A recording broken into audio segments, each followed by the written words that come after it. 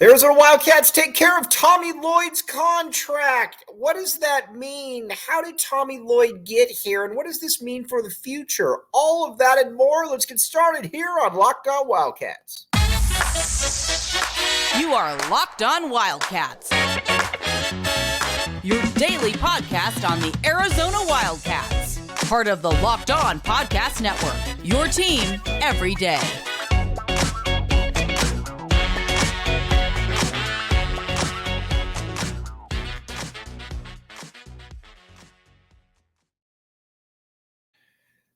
Thanks for keeping it locked on Wildcats and making this your first listen of the day. This show is brought to you by FanDuel. Check it out. Okay, now, Tommy Lloyd, Arizona basketball. They have there is a new new sheriff in town. That's not the right term, but Tommy Lloyd has signed a new it's not done yet, but there is Tommy Lloyd has agreed with the University of Arizona on a new contract that has to be agreed to by the ABOR. But that does appear that will be done. Now, let's first and foremost talk a little bit about how Tommy Lloyd got here. Listen, when Tommy Lloyd was a great hire any way you want to look at it. Now, I know a lot of people might say, well, the tournament success hasn't been there yet. Sure. I know you got the Sweet 16 the first year. You got bounced in the first round. I get it. Sometimes, though, things just don't bounce your way. Now, again, you could make the case that Lloyd's teams have not been very tough come March, and you know what? That's probably a fair point. You watched them, like I said, in 2022, and it was frustrating because they didn't play well against TCU. Probably should have lost that game. They didn't play well against Wright State. It was like a tie game at the half, if I'm not mistaken. And then Houston obviously blew the brakes off of them. And then against Princeton, it was kind of more of the same. Princeton wasn't a very good team, and they just kind of punked Arizona. That's not what you want to have happen. But you also got to look at the big picture, though. Tommy Lloyd inherited a program where he was that hadn't won a tournament game in 5 years. And you could say, well, one of them was COVID and sanctions, all that. Arizona had kind of lost its way under Sean Miller. Not really breaking any news there. And I can say that while being appreciative of what Sean Miller actually, what he left for the what he left for Lloyd, because he definitely left a good roster. But Arizona was no longer elite under Sean Miller. And Tommy Lloyd took that over and immediately changed things. Now, a big thing that he did was he got back to kind of that up and down style. I always feel bad for kids that weren't able to watch the Lute Olson era, because Lute Olson ran a fun, friendly, fan-friendly style of basketball, and it was a pleasure to watch. He let his players play, and I always talk about this story when practices were open, and when you got to go to practices, he would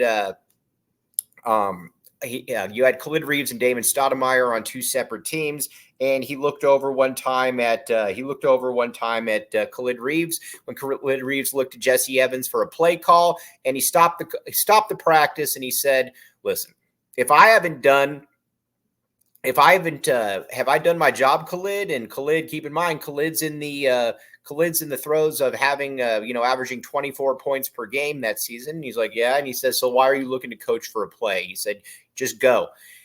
And the freedom that he gave players was something that you just don't see a lot. Certainly, Sean Miller did not give players that freedom. How many times did you see TJ McConnell run the ball to half court, look at Miller, and then the ball would be stolen while he was looking at Miller?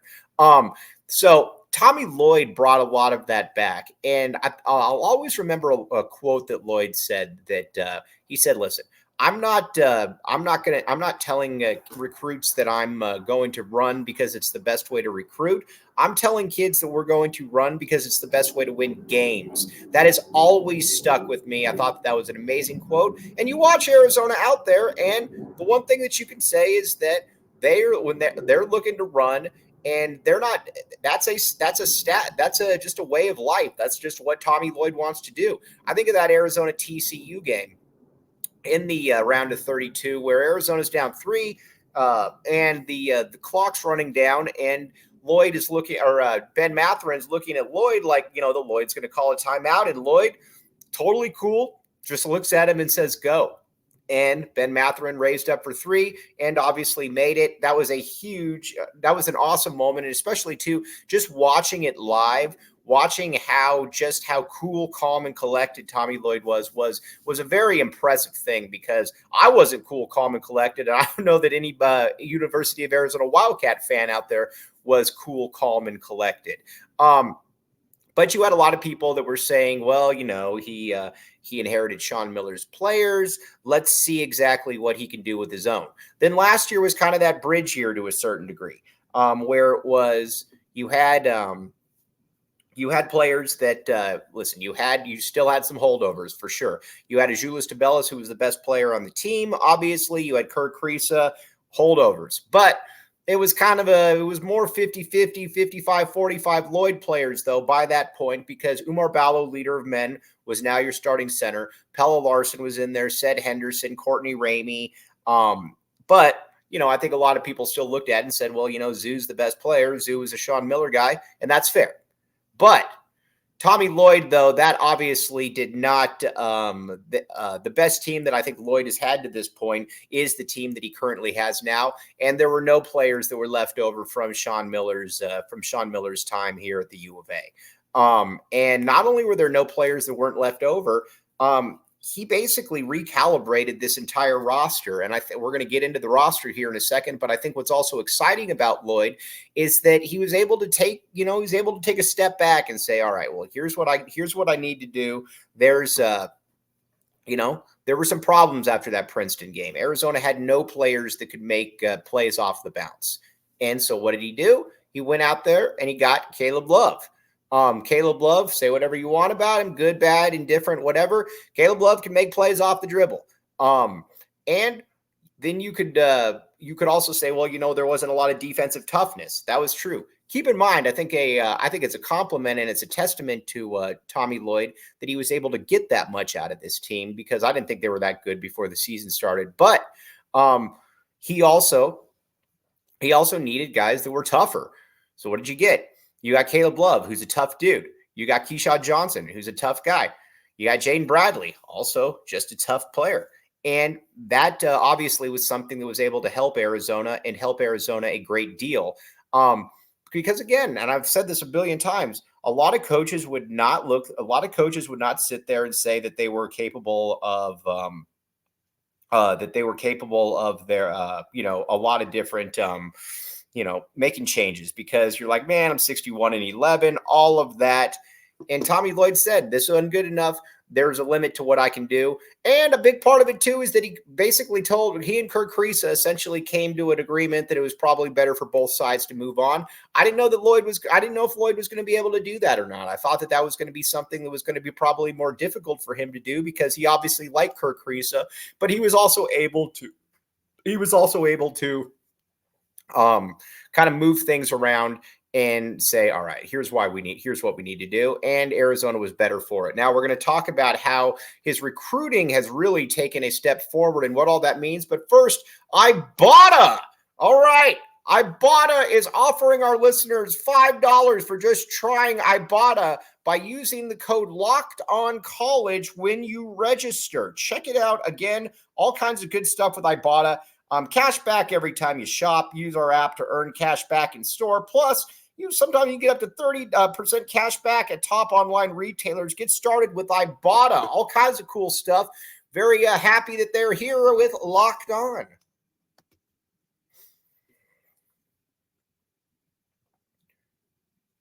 Thanks for keeping it locked on Wildcats and making this your first listen of the day. I am your host, Mike Luke. All right, now, the other thing, too, that you also wondered, you're like, listen, I know Tommy Lloyd can coach, but the question is, what kind of players could he get? Can he recruit? Well, let's just talk about high school, and then we'll talk about the portal for a second. High school kids, he can certainly recruit. Kylan Boswell would have been a McDonald's All-American out of California. KJ Lewis should have been a McDonald's All-American. A lot of people missed the boat on him. I did not, but most people did. KJ Lewis, obviously a fantastic basketball player out of high school as well. Then You've got Carter Bryant coming in next year, top 15 player in the entire country. Carter Bryant is the man. He was somebody that Arizona prioritized very early on, and I think Arizona thought that that there was a very good chance that they could get Carter Bryant. Guess what? They did get Carter Bryant. Carter Bryant is really good at basketball. So again, there's that with Carter Bryant. Then Jamari Phillips. I think Jamari Phillips is going to be one of the more underrated players in the entire class. Listen, I know that he's dropped a little bit in his rankings. I do not care. This to me is kind of a solution in search of a problem with a lot of coaches, because a lot of coaches that were that were also with a team that he was just not in a great situation here. Not only was he not in a great situation, he was also not in a great situation just because of the prep schools that he left. And I think a big part of it too was that, he probably just wasn't probably in the right scheme of mind. But hold on just a second.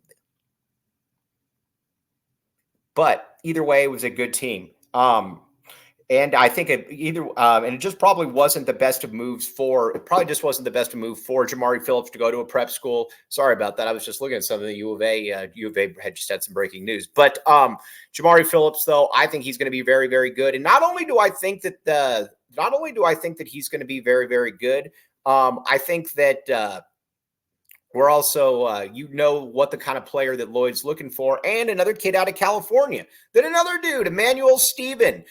He's got very much of a Christian Coloco type vibe to him as well, where he is, Christian Coloco is a guy who is, how do I put this? Christian Coloco is a player that, took a year or two. Emmanuel Stephen's going to do that, but Emmanuel Stephen's going to be a really, really good basketball player. So he's shown, again, you get the gist. Tommy Lloyd has shown that he can recruit high school kids at a very high level. And then he also is a master at navigating the transfer portal. That's where we got to get him. Pella Larson, my bad, Pella. Obviously got him out of the transfer portal. I wasn't a huge fan of Pella, but Pella is obviously a very good basketball player. Look at some of the other players. Umar Ballo, leader of men, multi-year starter, multi-year all-conference player. Umar Ballo, also very, very good. And then also on top of that, Jaden Bradley has been very, very good defensively. I think it's fair to say that you can watch Jaden Bradley and see that that's somebody that's probably going to have a nice little career moving forward here. And then Caleb Love, obviously the best player on the team, probably going to win the conference player of the year. And then Keyshawn Johnson. So Tommy Lloyd is essentially, when it comes to coaching, when it comes to acquiring talent, he's essentially shown that he can do pretty much everything. And the cool thing about Lloyd too is that Lloyd's a good dude. Listen, I think a lot of coaches, they get too caught up with having to scream, having to yell, having to do all of this stuff that, listen, there's a time and a place, but watching a coach continuously swear nonstop is unbecoming. Listen, I know Miller did some really good things here, but that got really old after a while, at least for me. Watch Mick Cronin. I mean, just, the MF or all of that stuff. After a while, man, there's maybe a time and a place for it, but it's not all the time. Tommy Lloyd gets it. And on top of that, too, Tommy Lloyd just looks like he enjoys life. I like watching him talk with the officials before the game. And I think it also makes sense because when he talks to the officials, he also knows that he is he's kind of right. He's probably playing the game for a little bit later, but he also just doesn't scream at the officials for any and everything. So when Tommy Lloyd yells at a ref, it's kind of like of Tony Gwynn. Tony Gwynn never complained about a pitcher or a pitch but if somebody did say something to, or if he did say something to the umpire, a lot of times the umpire would be like, well, might have missed that call because Tony doesn't generally say stuff. Tommy Lloyd, I think, is very much in that same boat. Now, a lot of people are wondering, how in the world would Arizona pay for it? Because you heard all of this stuff about, Arizona's a poverty school. Arizona's in a lot of this, a lot of that. Listen, at the end of the day, You got to tip your cap to Bobby Robbins on this one. He got it done. What a lot of academic sorts don't realize is that this money doesn't come from the University of Arizona, a very small percentage of it. Guess what happens? It comes from donors. It comes from people that want to donate money. And Tommy Lloyd has certainly proven that he is deserving of that. And you look at what Lloyd's done and his contract, he deserves every penny of it. It's going to be a little bit over $5 million. And by the end, it's going to be $6 million. Tommy Lloyd is being paid as one of the top coaches in all of college basketball, which he is. The other thing that I think is also very attractive about this is that Lloyd also knows that he's going to be in a spot where he can, it's going to be tough to buy him out. There's a $9 million buyout at the end of his contract. And no matter what school comes calling, $9 million is a lot of money. $9 million, $9 million. I mean, there's some schools, but let's be honest here. If a Kentucky comes calling and they really want Tommy Lloyd and Tommy Lloyd really wants to go, well, guess what? They're going to probably make that money work. But I also think that Tommy Lloyd likes very much the living in Arizona aspect. Tommy Lloyd can go to Bob Dobbs and have a good time. Tommy Lloyd can go play pickleball with his buddies and have a good time. He doesn't necessarily, again, he just doesn't strike me as the guy that needs that glitz, needs that glamour. And on top of that, he can win a national championship here. He can regularly compete for national championships. And that's something that you can't say at a lot of schools. You can't say that you can easily compete for a national title. Tommy Lloyd is at one of those places where you can 1000% compete for a national title. And I think that's something that he didn't want to look past. And let's be honest, the city has embraced him. He's embraced the city. They need to play better in March, obviously, but this is a really good look though for Tommy Lloyd and for the University of Arizona. Just being able to lock him up. And I think it also shows too, with the way that everything is, that, listen, he could have options. He could go to other places, but he feels like a lifer. And I also think too, that he just wants to be here. And again, kudos to Arizona. You heard comments from so many different people for so many times about, poverty school, they can't do this, can't do that. And Tommy Lloyd came in, and Tommy Lloyd has taken Arizona back to the apex of college basketball. And not only is he taken to the apex of college basketball, he's also being paid as such. And also a little bit, you got to talk a little bit about the Arizona getting their new athletic director. Now, listen, everybody knows, I think Dave Hickey did a very good job, and I think Dave Hickey got screwed in all of this. But Arizona was also able to go out and get an SEC athletic director, and she did not take a pay cut to come here. She was paid at her market value, and that's something that I think people need to think about. Arizona, yes, probably made some mistakes financially, but at the same time, Arizona is also not in a spot where they're in a tremendous amount of trouble either. And Bobby Robbins talked about that in his presser about how, listen, you got to be they got to start being more fiscally responsible, but at the same time, they're not going to sacrifice on their values of excellence. And not sacrificing on their values of excellence is something we're going to talk about in just a second. But first, FanDuel.com/locked on. New customers, you can get $200 in bonus bets with any $5 winning bet. That simple, that easy. Again, basketball's here, my favorite sport. It's fun to bet on basketball. While your team's playing, or heck, let's say there isn't a team that's playing and you still want to bet on basketball because you want to make the game interesting. Your team isn't playing and you still want to bet on a game.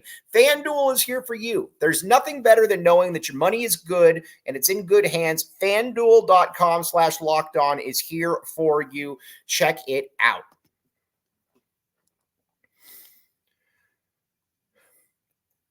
Thanks for keeping it locked on Wildcats and making this your first listen of the day. I am your host, Mike Luke. All right, now, let's talk a little bit about what this means for Arizona going forward. You wanted to have Tommy Lloyd.